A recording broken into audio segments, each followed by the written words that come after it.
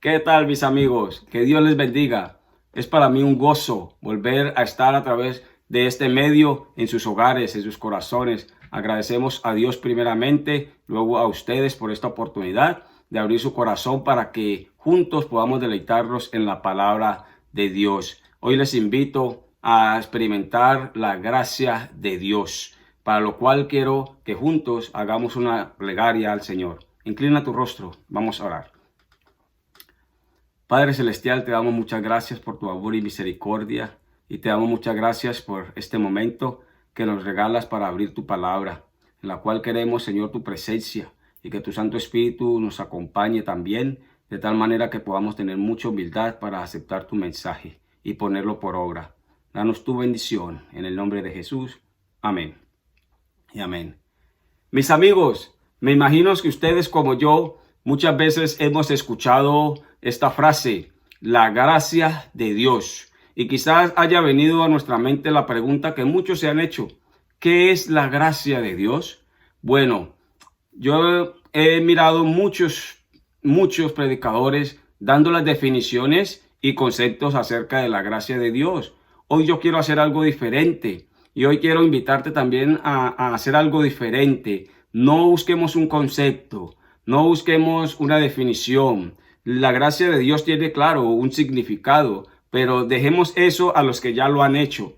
Hoy yo quiero que ustedes y yo experimentemos la gracia de Dios, para lo cual quiero invitarte a escudriñar la vida de varios personajes que experimentaron bíblicamente la gracia de Dios y que eso nos lleve a una experiencia personal con Dios, que eso nos pueda llevar a tener ese desafío de experimentar cada día la gracia de Dios. Lo digo porque al tener el concepto o al explicar el significado o la definición de la gracia de Dios, podemos solamente incurrir en llevar información a nuestra mente y a nuestro corazón.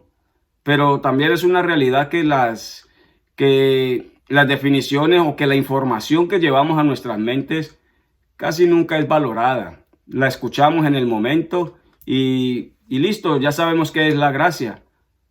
Pero ¿qué vamos a hacer con ella? No es suficiente con tener la definición, aunque no es malo tampoco.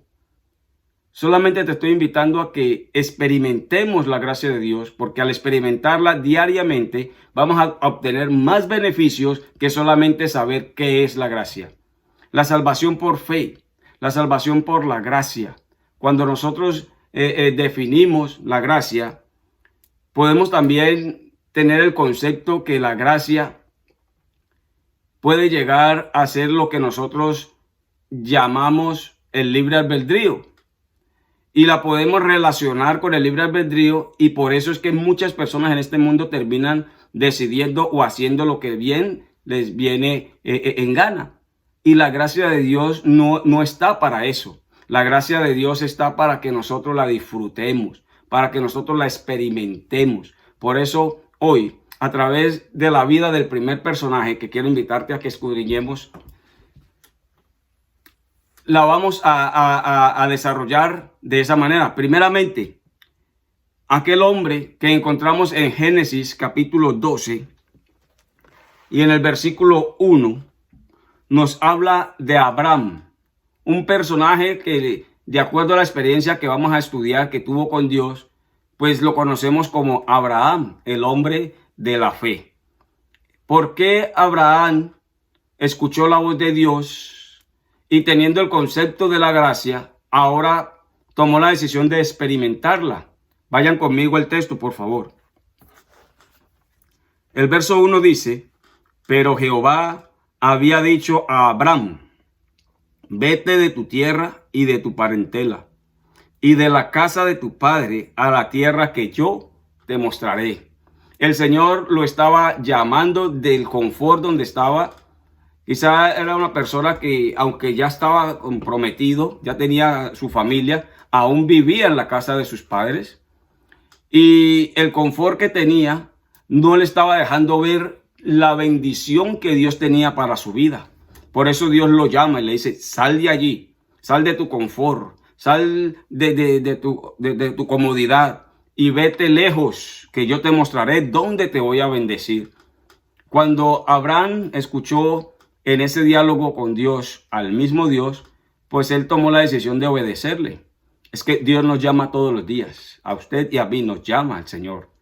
Y es la decisión que tomemos la que nos hace experimentar esa gracia de Dios o no. Hay muchos que están conformes con la vida que llevan y pues el Señor respeta esa decisión y le sigue ayudando porque Dios es misericordioso. Pero muchos de nosotros podemos también incurrir en que ese confort lastime a Dios. Porque qué padre no se siente mal cuando tiene algo para su hijo y su hijo no le cree. Por eso Dios nos llama a que le creamos, a que le obedezcamos. Por eso te invito a que juntos experimentemos su gracia, la gracia de Dios. Y que la valoremos como Abraham empezó a valorarle. Porque Dios le da una invitación, le da una orden, pero Dios nunca saca a alguien de su lugar, de su confort, para llevarlo a perdición. Él tenía grandes promesas y grandes bendiciones para Abraham. Abraham, hombre de fe como lo conocemos, también llegó un momento de su vida, aunque obedeció a Dios, conocemos que incurrió en sus decisiones humanas y lastimó el corazón de Dios. ¿Qué hizo Abraham? Que quizás nos puede también llevar a una posición de evaluar nuestra vida, nuestra condición. Un hombre de fe, que la Biblia lo presenta también en el versículo 10, donde él nos está mostrando que a pesar que tenía fe y a pesar de que obedeció a Dios, también incurrió en cosas malas. Miren ustedes cómo Dios nos presenta a este hombre de fe en cosas malas. Dice el verso 10, hubo entonces hambre en la tierra y descendió Abraham a Egipto para morar allá, porque era grande el hambre de la tierra. Y aconteció que cuando estaba para entrar en Egipto, dijo a Sarai su mujer, he aquí, ahora conozco que eres mujer hermosa. Solo hasta allí, solo hasta la crisis, solo hasta el momento del hambre, solo cuando hubo la necesidad de salir de ese lugar, ahora sí, este esposo empieza a ver cualidades en su esposa. Ahora sí, Abraham, cuando ve que está llegando a un territorio ajeno y tiene miedo, empieza a reparar a su esposa y dice, ve, yo me casé con una esposa muy bonita, ¿no? Es hermosa. Y empieza ahora a ver las cualidades de su esposa por miedo a su condición personal, a perder su vida, por miedo a que le quitaran su esposa y a que le quitaran la vida también. Estaba en un lugar que era desconocido y de costumbres diferentes para él. A veces nosotros también tenemos, bueno, hay personas que tienen miedo antes de obedecer a Dios y hay personas que tienen miedo después de obedecer a Dios. El caso de Abraham tuvo miedo después que obedeció a Dios. Él salió, pero olvidó la promesa que Dios mismo lo iba a llevar a la tierra que él le iba a mostrar. Entonces, ahí en esas decisiones humanas, cuando creemos que hacemos la voluntad de Dios y empezamos a actuar por nosotros mismos, es donde vienen las adversidades. Pero quizás Abraham hizo lo que muchos hombres o muchos esposos quizás estamos haciendo hoy, que no hemos valorado a nuestras esposas y solamente hasta el momento de la crisis, como ya les he contado en ocasiones anteriores, empezamos a reparar a nuestras esposas, a darles el valor, a darles el lugar que a ellas les pertenece. Y viceversa, hay esposas que en medio de la pandemia, del confinamiento, en medio de esta crisis mundial, están valorando más la presencia de sus esposos en casa, ¿sí? Hay familias que han sido restauradas en medio de esta crisis también, y eso es bueno, eso es una de las cosas buenas que ha dejado esta crisis mundial. Hijos que no respetaban y valoraban a sus padres, ahora los aman con todo su corazón. Hay esposos y esposas que dedican tiempo mutuo como pareja, ¿cierto? Que antes no lo hacían. Entonces Abraham empezó a mirar cosas de su esposa y él mismo le dice, no, mi amor, usted es muy hermosa, usted es muy hermosa, en esto no hay nada de malo. Empezó a reconocerlo, lo malo viene después, porque él ya conocía o ya se imaginaba las costumbres de los egipcios y empezó a decir, bueno, y si yo entro allá y ven que eres mi esposa, pues me van a matar y a usted la van a dejar viva, ¿sí? El problema no era que lo van a matar, sino que la iban a dejar viva a ella y cualquier cosa fuera a pasar. O sea, él no se imaginaba a su esposa en brazos de otro y no tampoco quería obviamente perder su vida. ¿Dónde está el problema entonces? En que él, el verso 13 le dice, pues ahora di que eres mi hermana, para que me vaya bien por causa tuya y viva mi alma por causa de ti. Entonces allí está invitando a su esposa a mentir. Está diciéndole a su esposa, di que eres mi hermana. Otros interpretan que no estaba mintiendo, sino que estaba ocultando una verdad, omitiendo una verdad, porque la Biblia dice que ella era hija de su padre, pero no era hija de su madre, o sea que era media hermana. Bueno, hermana es hermana, pero en ese momento, según el contexto de la historia, en ese momento ella ya era su esposa, ¿sí? Entonces ahí se acordó, en medio de la crisis, en medio del miedo, que ella antes de ser su esposa había sido su hermana. Tremendo, ¿cierto? Es tremendo. Es algo así como cuando una persona es anciana de iglesia, un anciano de iglesia, mientras está con la iglesia es el anciano de la iglesia, mientras están en los congresos, en las actividades de la iglesia, en los campamentos, en medio de cualquier circunstancia eclesiástica, pues él se presenta como el anciano de la iglesia del distrito tal. Es un motivo de orgullo presentarse como el anciano de iglesia y todo el mundo lo respeta como el anciano de iglesia. Pero cuando no está en la iglesia, ni en las actividades de la iglesia, cuando tiene una vida común y corriente, cuando tiene una vida social normal, entonces en ese momento él se presenta como el gerente de su empresa. Para el mundo él es el gerente de la empresa, quizás el mejor gerente de la empresa. Es el mayordomo de la hacienda. Se presenta como el dueño de tal negocio o compañía, ¿cierto? Entonces tiene dos posiciones y tiene dos momentos por vivir en cada vida. Y depende de las circunstancias, él se presenta, ¿sí? Sucede mucho también cuando, por ejemplo, cuando uno va a la universidad y estudia teología, y entonces uno recibe al final de su carrera un certificado, un diploma como el que ustedes ven allá atrás, donde dice mi nombre, y entonces el título que me otorgan a mí es licenciado en educación en teología. Ese es mi título. Si la iglesia tiene a bien aceptarlo a uno y darle un trabajo, ¿cierto? Entonces uno entra a ser ministro o pastor de esa congregación. Entonces, y no deja de ser licenciado, porque ese es el título.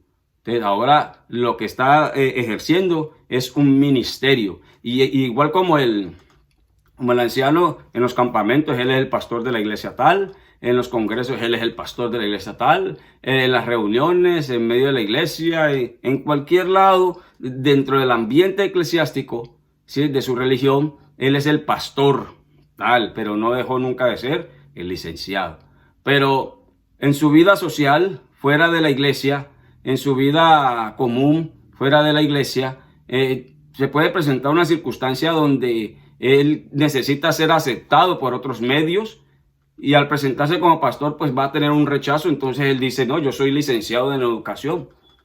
No estoy hablando de todos los pastores, estoy hablando de un caso que puede llegar a ser así. Entonces depende de la circunstancia, se presenta en el medio donde está, donde va a ser bien recibido. Entonces tiene como dos opciones, ¿cierto? Tiene dos opciones, él es licenciado en educación, pero también es pastor. Desde donde vea que va a ser recibido como licenciado, pues se presenta como licenciado. Donde él vea que va a ser recibido como pastor, pues se presenta como pastor. Tiene esas dos virtudes. Entonces, es así como funciona, aunque otros lo usan para mal, de acuerdo a su conveniencia, ¿no? Como Abraham.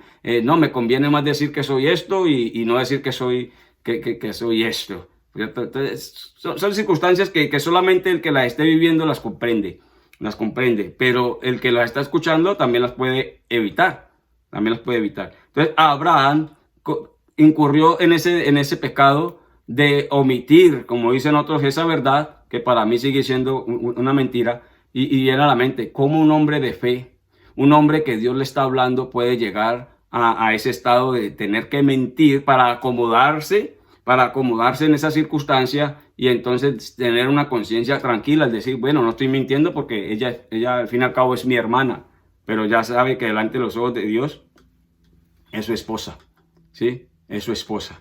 Entonces ya conocemos la historia que después aconteció que cuando entró en Egipto, los egipcios vieron que la mujer era hermosa en gran manera.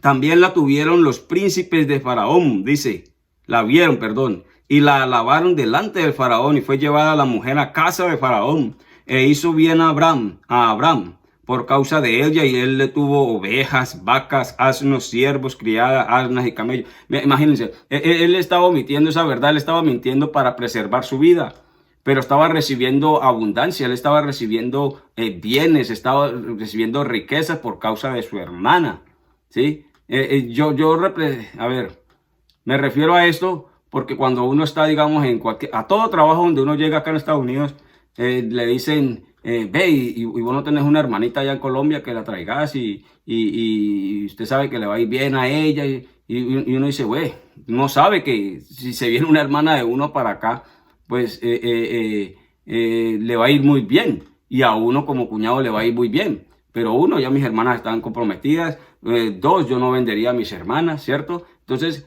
en ese aspecto, en ese contexto como tal, Abraham sabía que si la presentaba como hermana le iba a ir bien a él y a ella. Y eso fue lo que sucedió.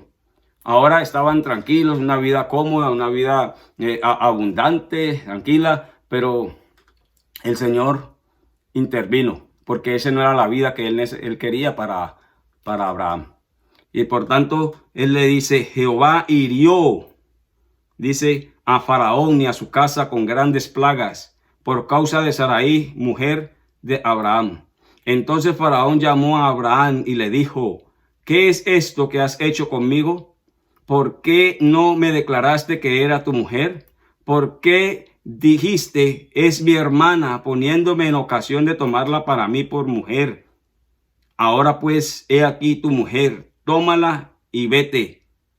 Y entonces dice que Abraham salió de allí con todo lo que tenía, con su mujer. Y es triste, ¿no? Porque precisamente eso sucede cuando nosotros hacemos una doble vida así, en ese aspecto. Nos conformamos, aquí soy esto y acá soy lo otro. Y esa misma situación que Faraón le dijo, ¿por qué me has hecho esto? Eso es lo mismo que muchas personas van a decir delante del Cordero cuando Cristo venga. Te van a reclamar. Le van a reclamar a ese anciano, pero ¿por qué si eras tú anciano de iglesia? ¿Por qué si tenías a Dios en tu corazón? Siempre me viste afligido en la empresa y nunca dijiste que seguías a Dios. ¿Por qué cuando yo necesité ese consejo no tuviste esa valentía de decirme Dios te ama? ¿Por qué siendo pastor de iglesia te presentaste como este y nunca yo supe? Van a empezar a reclamarle, aunque muchos también le van a agradecer por llevar su palabra y fueron salvos. Pero aquellos que se van a perder van a reclamarte delante de Dios porque tuviste la oportunidad y no lo hiciste por llevar esa doble vida como lo tuvo Abraham. Y entonces Abraham pudo haber recapacitado allí, pero como salió con todas sus riquezas, dijo, bueno, este método me funciona. Este método me funciona. Yo tengo esta responsabilidad en la iglesia, pero pues yo soy hábil para los negocios y entonces yo puedo estar acá con esto y acá puedo estar haciendo esto. Son situaciones que se presentan en la astucia humana, ¿sí? Y dice el capítulo 20, que Abraham no solamente fue esa la ocasión que la tuvo, sino que ahorita el versículo dice, ahora con la misma situación, ahora con Abimelech, ¿cierto? Ahí en Gerar, que dice, partió Abraham de la tierra a la tierra del Negev y acampó en Cades, ¿cierto? Y habitó con los forasteros en Gerar. Y dijo Abraham de Sara su mujer, no, esta es mi hermana, o sea, la misma situación, es mi hermana. Y Abimelech, rey de Gerar, envió y la tomó a Sara como, y la misma historia, lo llenó de riquezas, y entonces ahora Dios le parece ahí a Abimelech en sueño, y dije, no, ya estás muerto, le dijo, tú ya estás muerto. ¿Por qué, Señor? Porque has tomado mujer que no te pertenece. Pero si él Perdón, él dijo que era su hermana. Sí, pero es su mujer. Devuelve a su mujer. Y entonces ahí fue cuando también le volvió así, ¿por qué me has hecho esto? ¿Qué mal le he hecho yo contra ti? ¿Sí? Cuando omitimos una verdad por un beneficio propio, la gente también nos va a reclamar delante de Dios. ¿Por qué me has hecho esto? Y hay muchas situaciones que uno no entiende en la vida, pero el Señor se las presenta y más adelante las vamos a corroborar. 2 veces un hombre de fe usó una estrategia, ¿para qué? Para acomodarse en esta vida, pensando que las riquezas las iba a encontrar a través de su intervención humana, pero olvidando que Dios mismo lo había sacado de su tierra para bendecirlo en gran manera. No sé si fue en esa ocasión cuando él ya se arrepintió y quiso experimentar la gracia de Dios, pero recordó lo que ahora el Señor le había dicho. Vuelvan conmigo ahí al capítulo 12, ¿sí? Y el verso 2 en adelante, Dios le presenta a Abraham 7 promesas para que él experimentara cada una de ellas. Acompáñenme a buscar esas promesas para que usted también tome la decisión y yo tome la decisión de experimentarla. Número 1, la primera promesa en el versículo 2 dice, y haré de ti una gran nación. La primera promesa que Dios le hace a Abraham es que va a ser de él una gran nación. Cosa difícil de creer humanamente porque ya ambos eran avanzados en edad, especialmente su esposa, que ya no podía procrear hijos, ¿cierto? Y entonces ya conocemos esa historia y Dios le cumple esa promesa para hacer de él una gran nación. Vete de tu tierra y de tu parentela y haré de ti una gran nación. Es lo que el Señor le está diciendo. Quizás nosotros no queremos salir del confort. Quizás otros sí quieren salir, pero no han podido. En estos días me llamó mi hermana Marta y mi hermana Ana, ahí junto con mi mamá, una videoconferencia. Y una de las expresiones que ellas dijeron antes de orar, porque me gustó esa acción de la oración, dice mi hermana Marta, yo quisiera estar allá en Estados Unidos para estar trabajando hombro a hombro con mi hermanito Giovanni. Yo sé que allá juntos saldríamos adelante y toda nuestra familia saldría también adelante. O sea, son los deseos que tienen las personas de salir, ¿cierto? Que las circunstancias no las han permitido, pero ellos buscan, o sea, no pierden esa esperanza, esa fe. El Señor nos está llamando a salir del confort, a salir de esa situación en la que nos encontramos, solo que a uno les da miedo antes de salir y a otros les da miedo después de obedecer a Dios. Sí, y entramos en ese confort. Precisamente Abraham le dio miedo después de obedecer a Dios allí, presentándose ante Egipto. Y por lo tanto yo animo a mis hermanas, sí, sigan luchando por su sueño, nunca es tarde. Solamente les invito a tener ese diálogo personal con Dios, no solamente a ella, sino a usted que me está escuchando, me está viendo, querido hermano y amigo. Si tienes un sueño, un anhelo, preséntaselo delante del Señor, dialoga con Él. Y si el Señor te dice, sal de tu casa y te parentela, no te está mandando a abandonar a los tuyos, sino a buscar estrategias nuevas para reinventar tu vida y empezar a ser también una gran nación de usted y de mí. Número 2, dice, te bendeciré. Haré de ti una gran nación y te bendeciré. El Señor nos llama para ser bendecidos. El Señor nos llama para que ustedes y yo seamos bendecidos por el Señor. Por el Señor. Y número 3 dice que Él promete engrandecer nuestro nombre. Engrandecer nuestro nombre es levantarnos del polvo de donde el hombre mismo nos ha pisoteado. Por cualquier circunstancia. Yo recordaba en estos días dándole gracias a Dios que unos años atrás estaba en una condición muy paupérrima, a pesar de que mi sueño era seguir hacia adelante con mi familia, yo no veía salida por ningún lado. Y entonces en medio de la bendición uno empieza como a evaluar, ¿no? A decir, uy, yo antes tenía esta situación y ahora el Señor me ha bendecido tanto que hombre, yo no volvería atrás. Y yo me ponía a mirar por causa de muchas decisiones que yo tomé en ese tiempo. Pues sí, me volví un oprobio, un estorbo, un abortivo de mi medio eclesiástico, a tal punto de ser aborrecido y rechazado y cosas que uno ya no quiere recordar. Pero entonces me acordaba yo cuando estaba en la universidad que me salía una hora antes de terminar las clases, ¿sí? La última hora casi yo nunca la veía. Y entonces yo me paraba en la portería de la universidad y yo tenía el desafío diariamente de conseguirme 2.000 pesos. ¿Sí? Y esos 2.000 pesos colombianos, claro está, 2.000 pesos, yo con eso compraba la media libra de arroz y un par de huevos. O sea, los 2.000 pesos eran para hacer el almuerzo para mi esposa, mi hijo y para mí. Y todos los días tenía que buscar la persona. Y oraba yo ahí en esa portería: Señor, mándame la persona que me va a ayudar con los 2.000 pesos. Sí, y yo estaba allí, yo pendiente. Claro, ya había cogido, en época de mango, ya había cogido mi bolsada de mango por si acaso no la encontraba, a comer mango. Y entonces resulta que llegaba una persona, le pedía prestado los 2.000, me los prestaba y me iba corriendo a hacer la comida. O sea, llevaba los 2.000 pesos, la comida pues, y cocinaba a mi esposa ahí para comer. Y eso lo hacía al otro día, otros 2.000. Entonces yo tenía que decidir entre comprar la comida o pagarle al 2.000 del anterior. Y así fui pidiendo 2.000, 2.000, 2.000, 2.000, 2.000. Y resulta que eso se creó en una fama y mi nombre fue pisoteado porque ya era el estudiante de los 2.000 pesos. Y ya cuando uno miraba, ¿no?, que la persona venía por allá y no, yo a este ya le pedí, no, y a este ya le debo 2.000. Y uno miraba como la persona también lo miraba a uno y se esquivaba como para no darle. Ya uno se volvió como una sombra pues ahí maléfica, una cosa que yo decía, pero voy a luchar y voy a seguir. Yo sé que algún día el Señor me va a sacar de aquí, me va a ayudar. Y entonces esa situación, claro, por medio de esas circunstancias, yo cerré muchas puertas y la mala fama creció a tal punto que también eso fue una de las causas que por la cual no tuve buen nombre para ejercer. Sin embargo, de hecho eso repercutió cuando solicité ayuda para venirme para Estados Unidos la primera vez. Y yo prometí: ustedes ayúdenme a conseguir el tiquete, que yo de allá voy a trabajar duro y les voy a mandar a pagar y les voy a dar y voy a hacer. O sea, yo soñaba con ayudar a mi pueblo, con ayudar a mi iglesia desde acá. De hecho, lo hice en algunas ocasiones.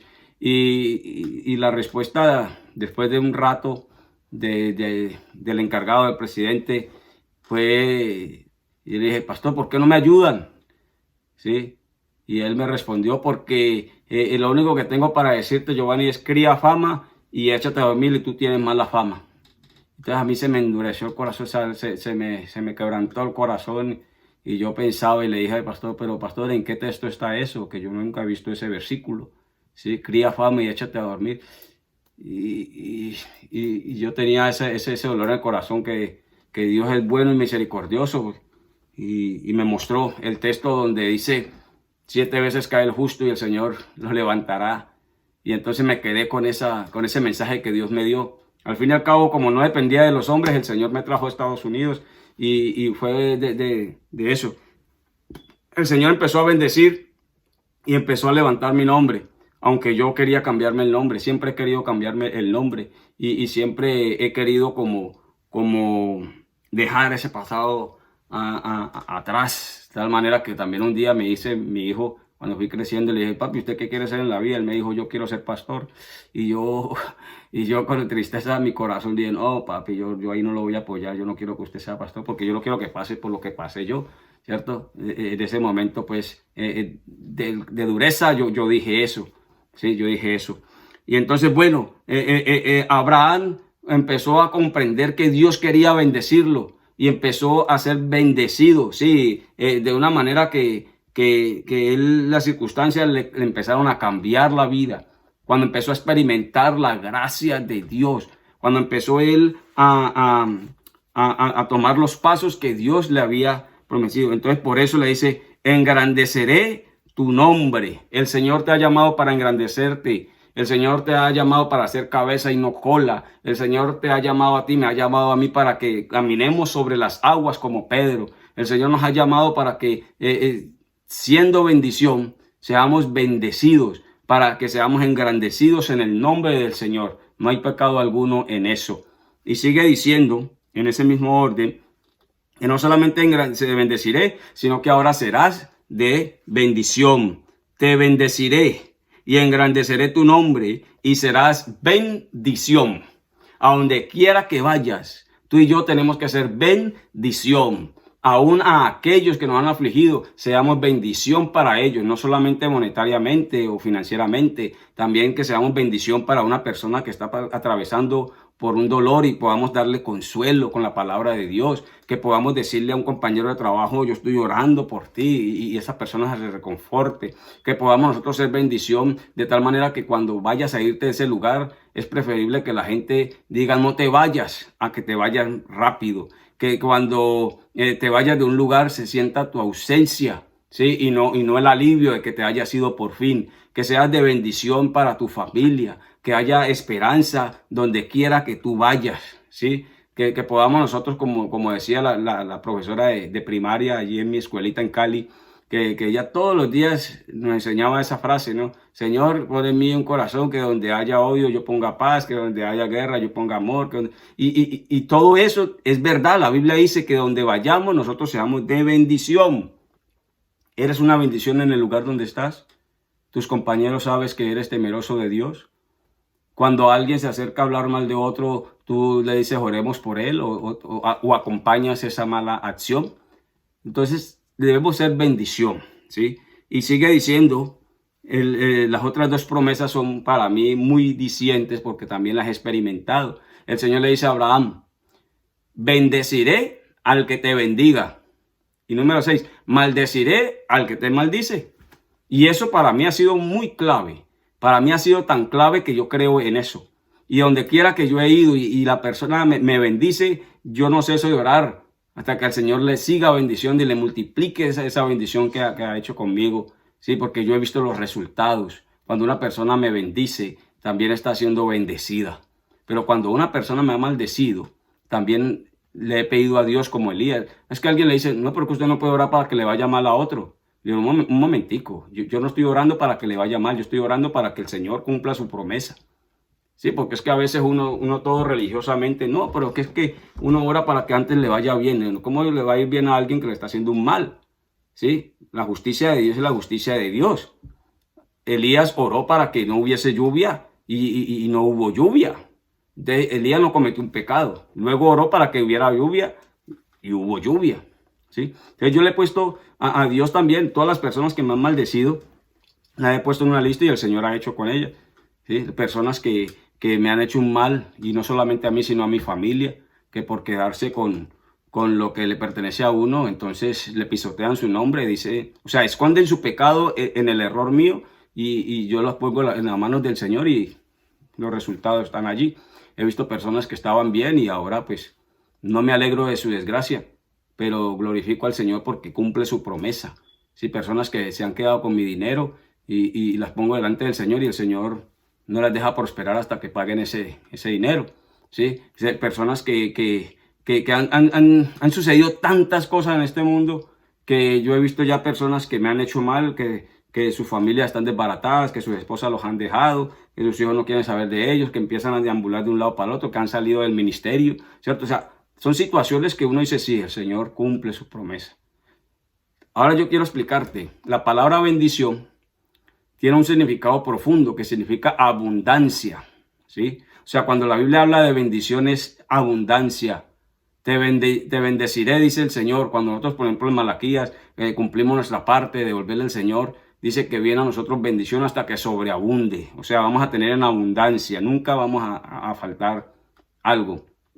Nunca nos va a faltar algo. Y la palabra maldición, pues también significa escasez.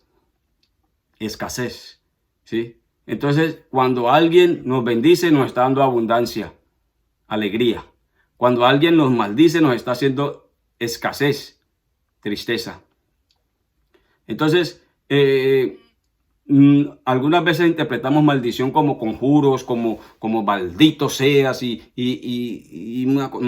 es eso, o sea, no es la palabra, es la acción, ¿sí? Que cuando tú le quitas algo a alguien, lo está maldiciendo, o sea, es algo como cuando tú tienes el poder de tus empleados, ¿sí?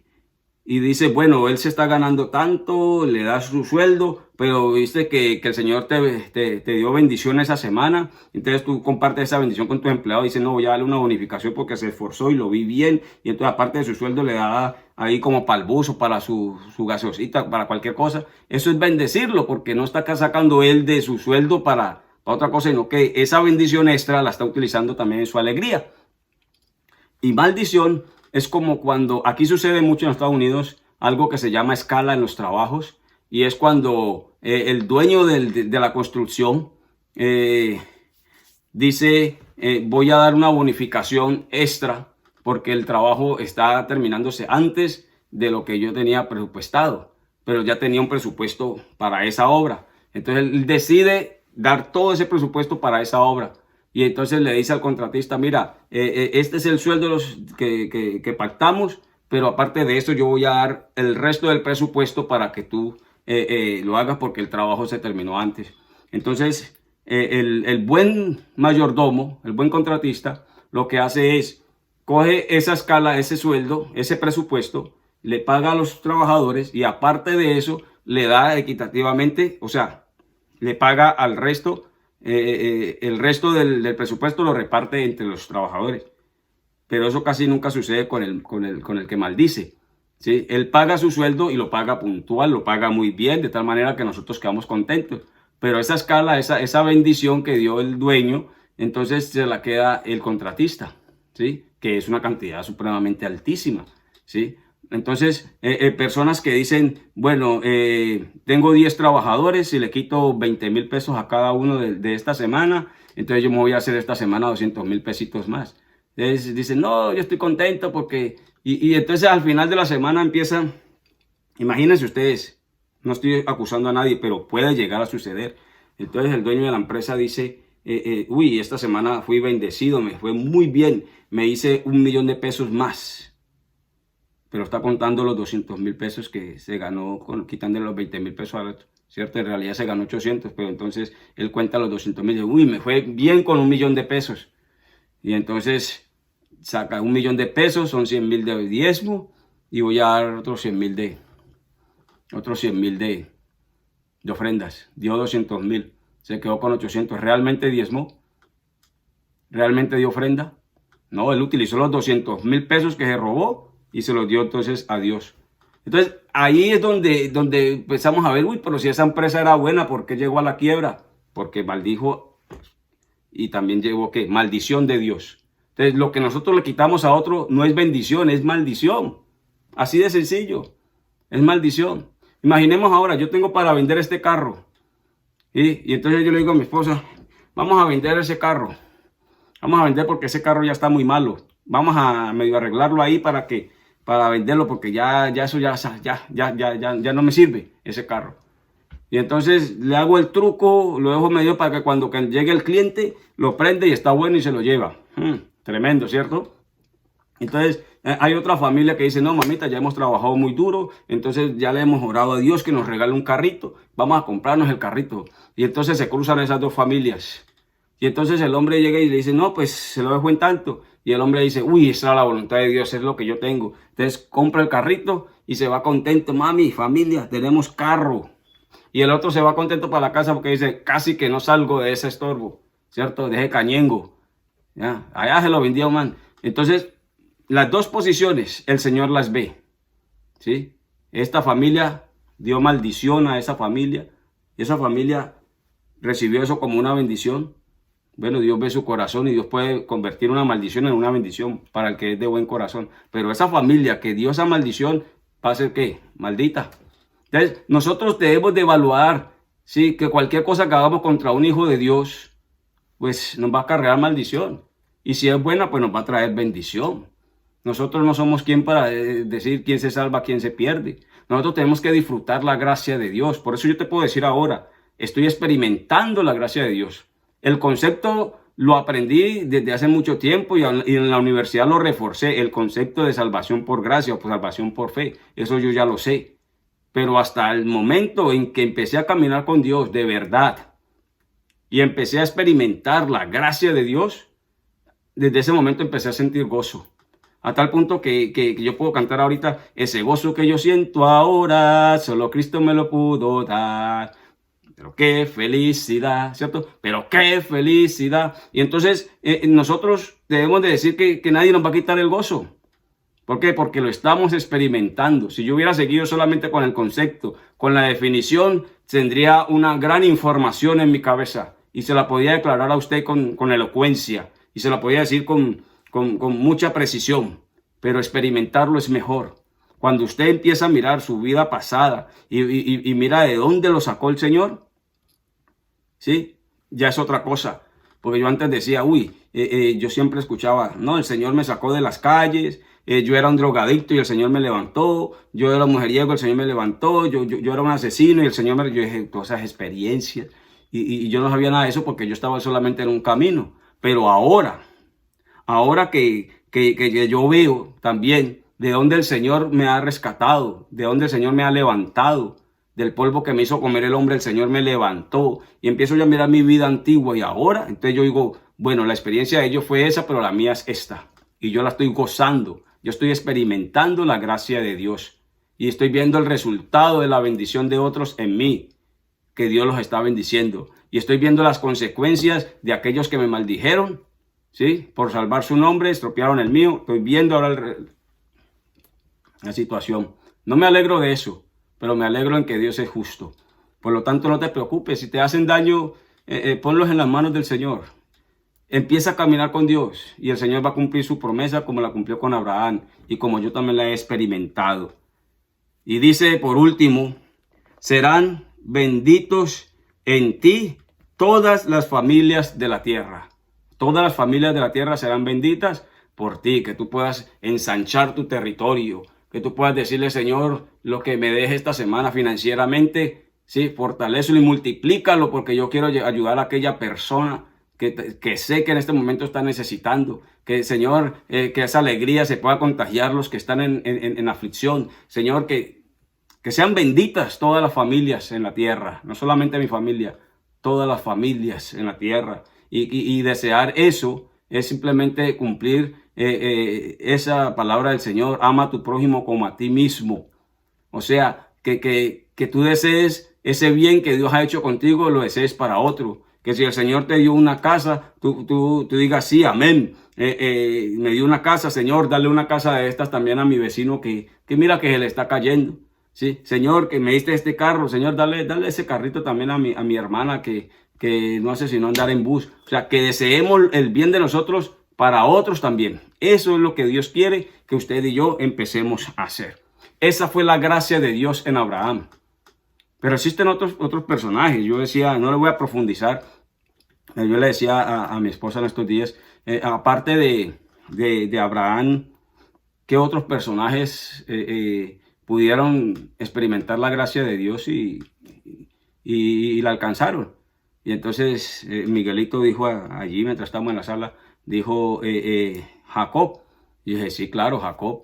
Jacob también experimentó la gracia de Dios porque al engañar a su padre y a su hermano con la ayuda de su mamá, pues entonces él vivió una vida errante, pero alcanzó la gracia de Dios y la experimentó a tal punto que en él se cumplió la promesa que Dios le hizo a Abraham. Mi esposa dice Isaac. Yo dije, claro, Isaac. Isaac porque Isaac incurrió en el mismo pecado que su padre. Tristemente muchos hijos incurren en los pecados de sus padres, ¿cierto? Siguen el ejemplo de ellos.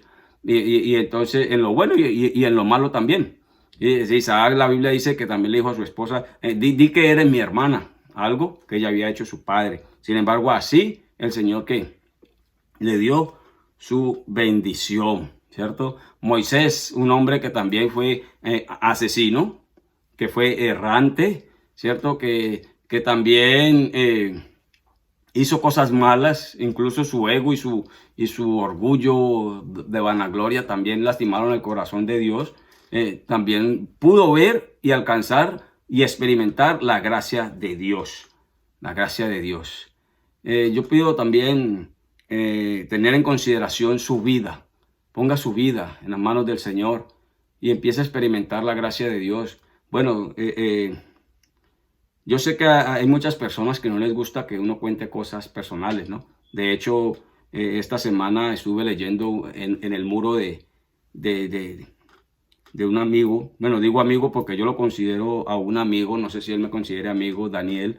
Él expresó en su muro algo así como los sermones, el púlpito no debe de ser utilizado para, para hablar mal de los demás, estoy de acuerdo, para regañar a la gente, estoy de acuerdo, para pedir favores personales, estoy de acuerdo.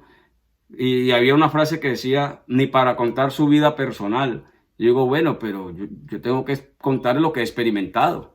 Hay personas que les gusta que le hablen más de los demás, pero la verdad que expreso mis disculpas por si a usted no le gusta haber escuchado lo que yo conté. No fue mi intención tampoco herirlo, solamente estoy contando lo que he experimentado bajo la gracia del Señor, ¿sí? El gozo que yo tengo ahora en la gracia del Señor. La gracia es para todos, ¿sí? La gracia es para que todos y juntos la experimentemos, ¿sí? Y la salvación es para todos, pero hay que experimentar la gracia de Dios. La gracia de Dios es gratuita, ¿sí? Es gratuita, pero porque es gratuita, entonces no debo hacer nada para alcanzarla. Muchos son los que expresan que ya no tienes que hacer nada, pero la Biblia nos da muchos ejemplos de que sí debemos hacer algo para alcanzar la gracia y el favor de Dios. Abraham mismo tuvo que rendirse delante de Dios para alcanzar su gracia. Isaac tuvo que rendirse. Jacob tuvo que pelear con el ángel para poder alcanzar la gracia de Dios y la bendición de Dios. ¿Sí? Nosotros tenemos que hacer algo. Lo mínimo que tenemos que hacer es creerle a Dios y buscar al Señor. Y buscarlo. La Biblia dice buscar a Dios entre tanto que puede ser hallado. O sea, tenemos que hacer algo. Porque podemos confundir lo que es gracia con libre albedrío. El libre albedrío, ¿sí?, es lo que nos permite decidir o hacer lo que queramos. Y muchos terminan en este mundo haciendo de la gracia lo que ellos quieren. Y así no es. La gracia no es para eso. La gracia se otorga por lo que Cristo hizo en la cruz del Calvario. Es gratuita porque ya Cristo murió por nosotros. Es gratuita porque alguien más ya pagó y lo pagó con sangre, ¿sí? Por eso la gracia es gratuita. Pero si usted y yo no hacemos algo para alcanzarla, pues entonces no la vamos a obtener. Un ejemplo, claro, un ejemplo que me gusta ponerlo y se lo voy a poner por segunda vez, es una cadena de almacenes. Dice, el día tal vamos a abrir las puertas de nuestro almacén y todo lo que usted alcance a coger va a ser gratis, gratuito. Usted lo puede llevar sin pagar un solo peso y dejan todo como está, desde electrodoméstico hasta comidas, ¿sí? O desde comida hasta electrodoméstico. Y entonces se acerca el día y todo el mundo ya ha hablado de eso y entonces usted dice, no, yo sé que eso va a ser verdad, pero yo no voy a ir por allá, que me estén estropeando, me estén empujando, o quizás me empujen y yo me... No, yo por allá no voy. Y aunque yo necesito cosas de ahí, decido no ir.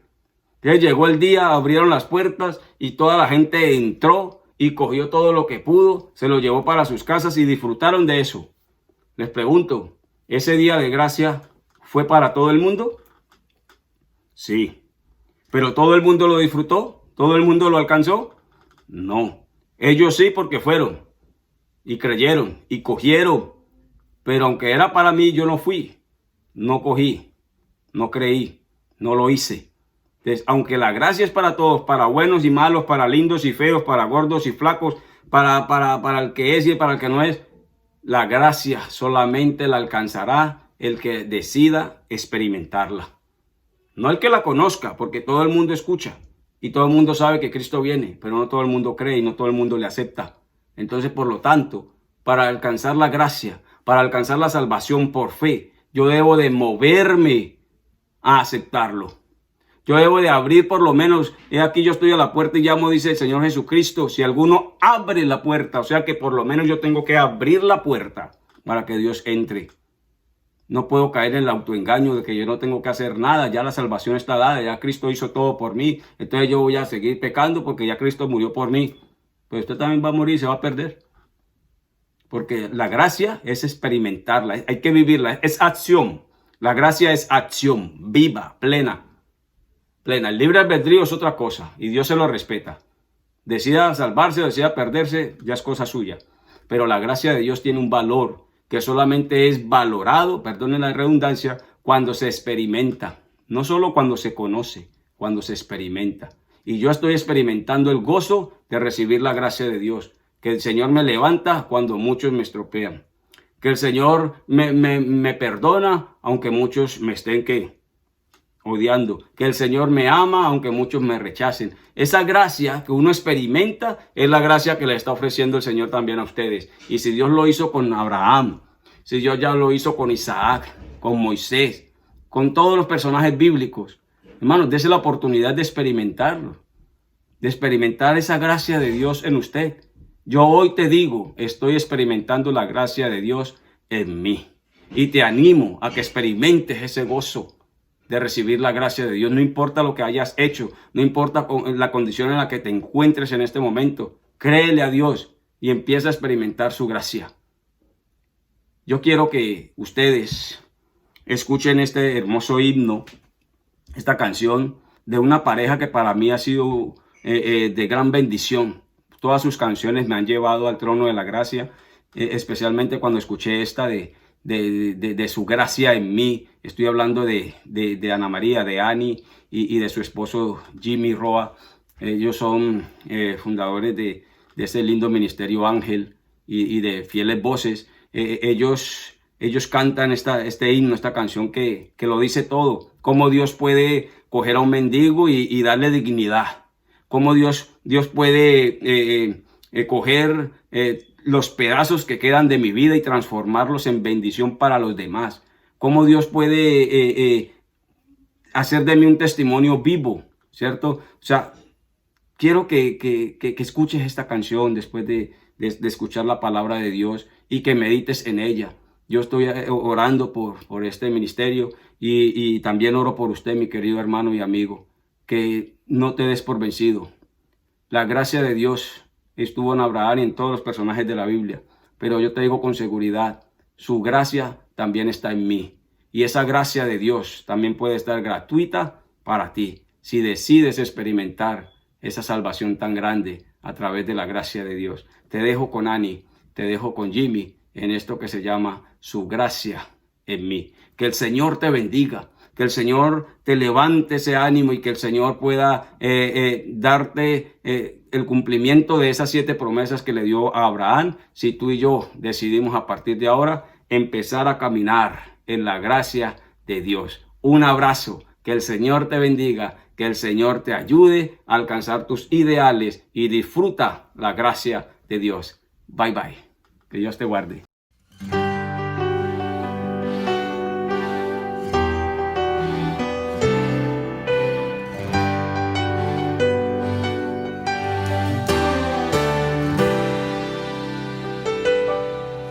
Puede tomar a un mendigo y darle dignidad, y a un huérfano otorgarle nombre y un hogar, y redención a un alma que nunca podría cambiar. Eso puede hacer, eso puede hacer. Puede darme un corazón que se ha entregado a Dios y cubrirme con las alas de su inmenso amor. Borra mi pecado y mal y me recuerda que ya no soy lo que fui. Es la gracia en mí.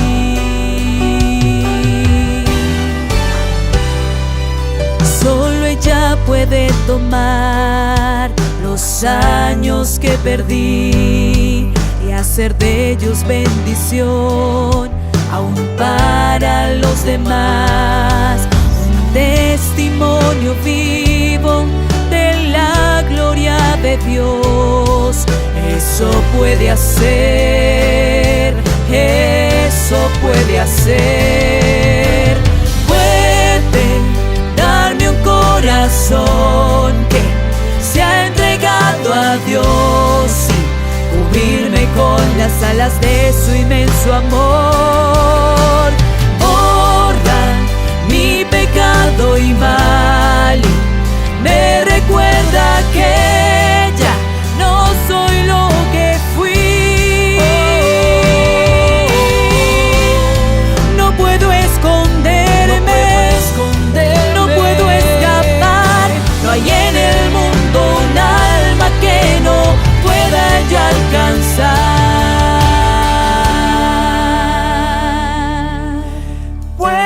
Puede darme un corazón que se ha entregado a Dios y cubrirme con las alas de su inmenso amor. Borra mi pecado y mal y me recuerda que ya no soy lo que fui. Puede darme un corazón que se ha entregado a Dios y cubrirme con las alas de su inmenso amor. Borra mi pecado y mal y me recuerda que ya no soy lo que fui. Eso es la gracia en mí. Oh, es la gracia en